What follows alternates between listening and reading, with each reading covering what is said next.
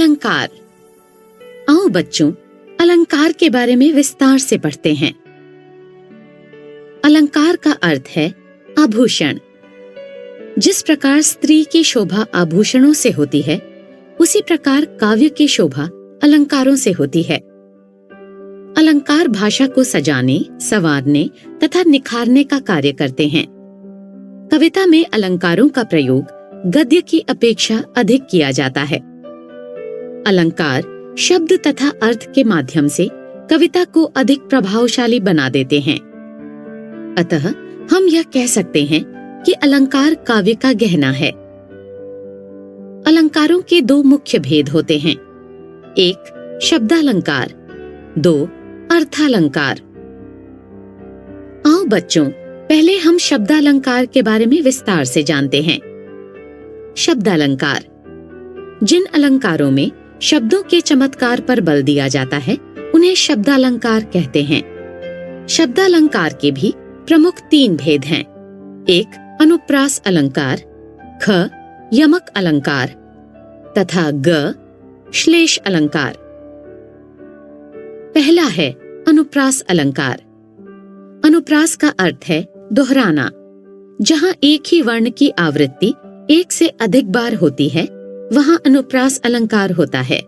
इसका उदाहरण है, चारु चंद्र की चंचल किरणें खेल रही हैं जलथल में। यहाँ पर च तथा ल की आवृत्ति हुई है। दूसरा है यमक अलंकार।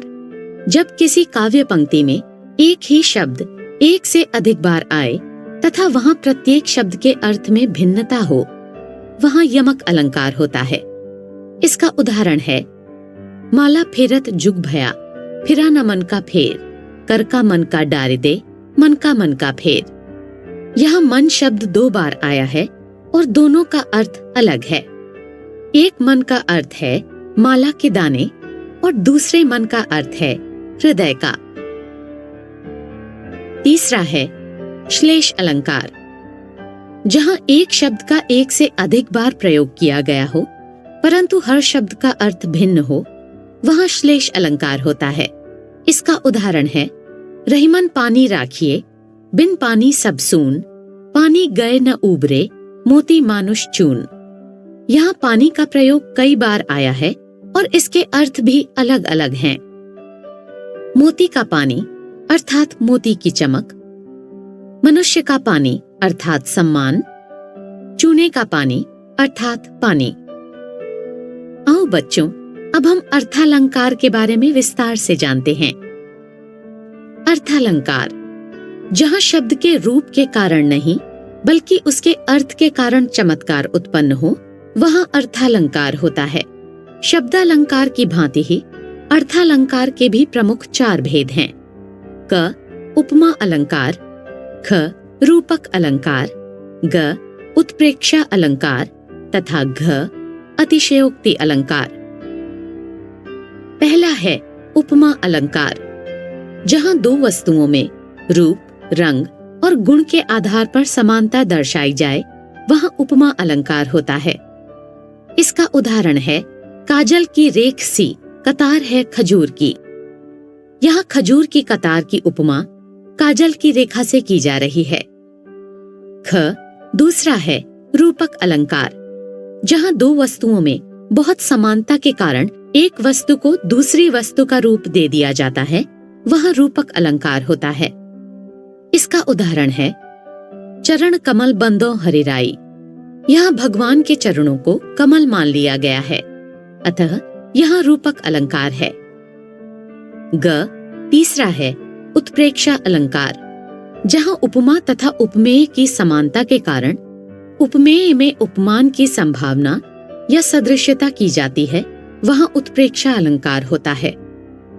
इसका उदाहरण है, पाहुन ज्यों आए हों गांव में शहर के, मेघ आए बड़े बन ठन के संवर के। यहाँ पाहुन उपमेय है तथा मेघ उपमान है। यहाँ उपमेय में उपमान की संभावना ज्यों वाचक द्वारा व्यक्त की गई है। उत्प्रेक्षा अलंकार के कुछ वाचक शब्द इस प्रकार हैं, उदाहरण, जाने, ज्यों, जनु, मनु, मानो, मनहु आदि। घ.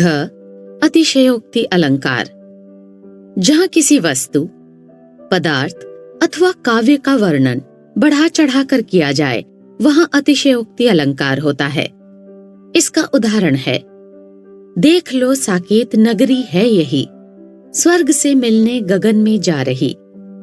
यहाँ साकेत नगरी की ऊंचाई का वर्णन इतना बढ़ा चढ़ाकर किया गया है कि मानो वह स्वर्ग से मिलने जा रही हो, अतः यहाँ अतिशयोक्ति अलंकार है।